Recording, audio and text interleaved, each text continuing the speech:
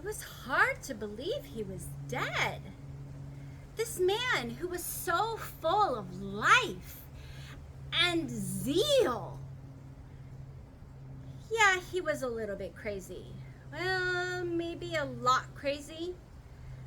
He would go out to the wilderness and he would catch locusts and have them for his dinner.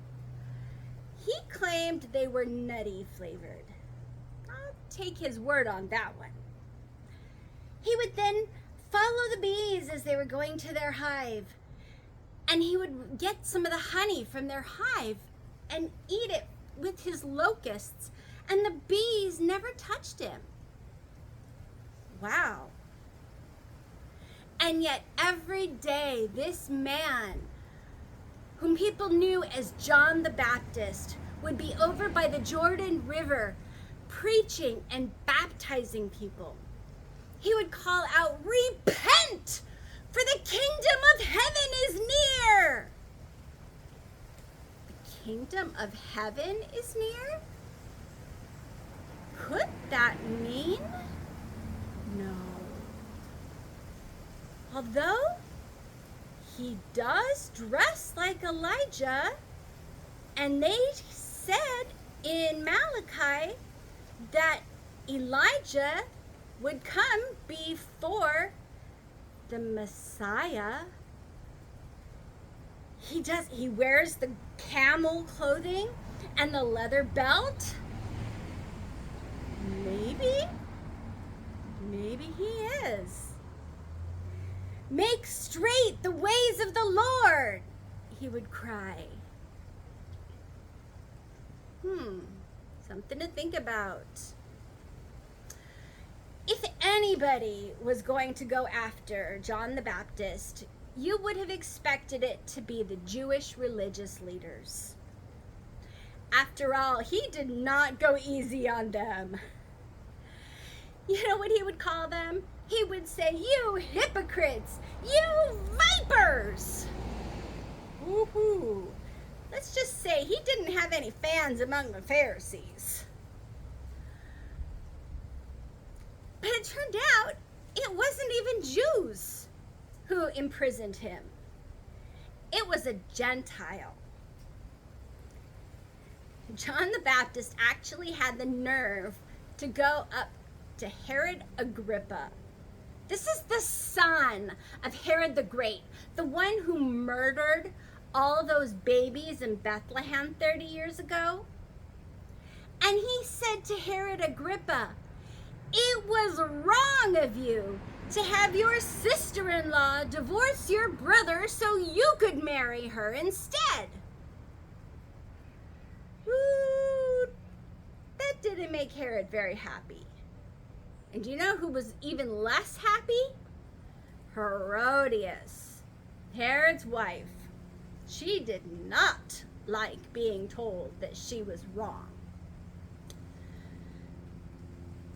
So Herod arrested John the Baptist and put him in his prison in Mejia-Gewe, farthest away from anywhere else in Israel, other side of the Jordan River, and hoped that he would just waste away. He wasn't counting on Herodias. One day Herod decided to throw a party. And this was an elaborate party. When I say party, I mean gala. I mean huge celebration.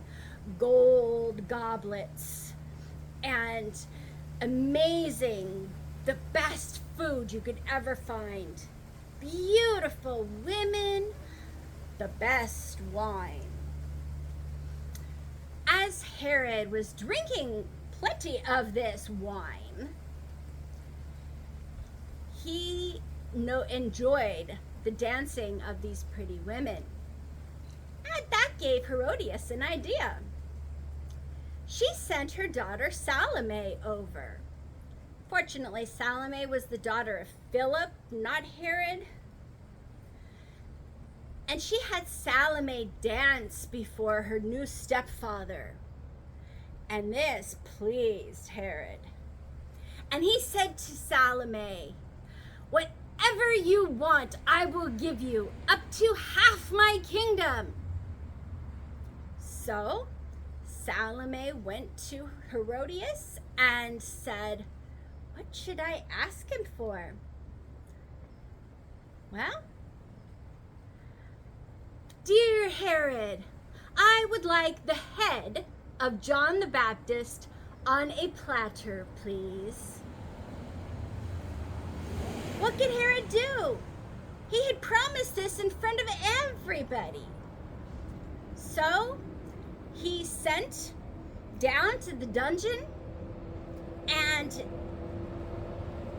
in just a little while, a servant came up carrying a platter with the head of John the Baptist on it. And Herod handed that to Salome, and Salome handed it to her mother.